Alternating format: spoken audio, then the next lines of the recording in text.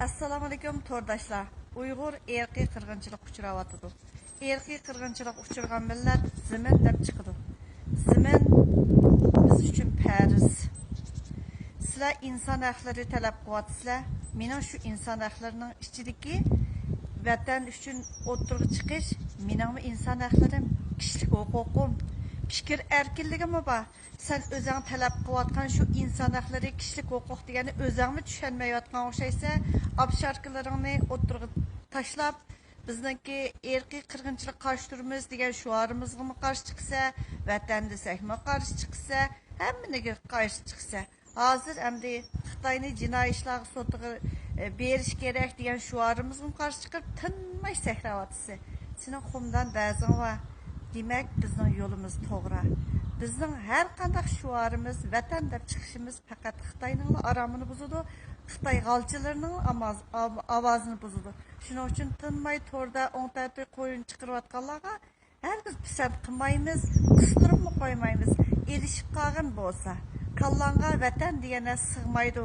O sig'imchalik yo'q sening kallangda.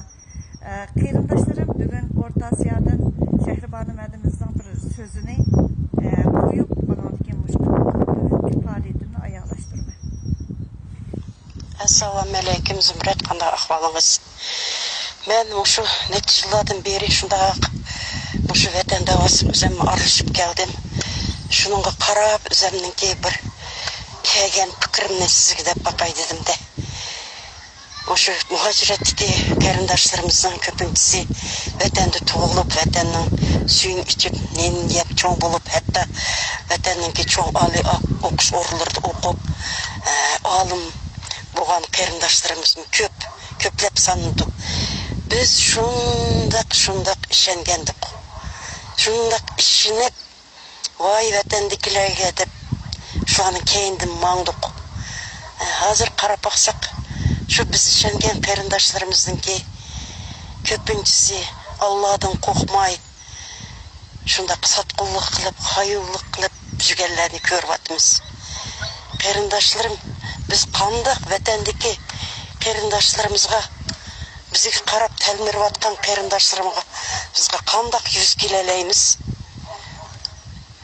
Nimishki Allohdan qo'rqmaysizlar, sadagan ketaylar. Kindiq qanimimiz qaninglar to'kilgan shu vatanga qanday yuz kelalaysizlar qarindoshlar deb o'zimningki fikrimni aytdim. Shu chiq qarindoshlarim menga ovoz yo'llaydi. O'rta Osiyoda bu yoqdan biz vatanning suyini ichib baxmagan, lekin vatan deb biz falon yil kurash qilgan, lekin xato odamlarning yetakchiligida ergishib mangdiq. Hozir biz bilib otimiz nima ishlarning bo'layotganini, inson haqlari, kishilik huquq deb qo'yib o'ltirib, o'shanda o'ynaganligini, vatan deb turib bizni sotganligini bilib turibmiz.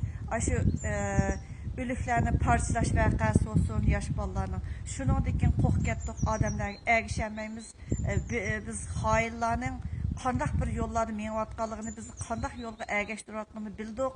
Shuning uchun o'z yo'limizda o'zimizning bilganini qilamiz, kishiga ergashmaymiz. Vatan bizningki degan odam cho'qim vatanga ega chiqish kerak, tamning oqiga o'tib olmaslik kerak deb jiq so'zlarni qoldiribdi. Menmo az-azdan qo'yib bir qatim vaqtda sizlar bilan o'rtoqlashmoqchi. Rahmat sizlarga.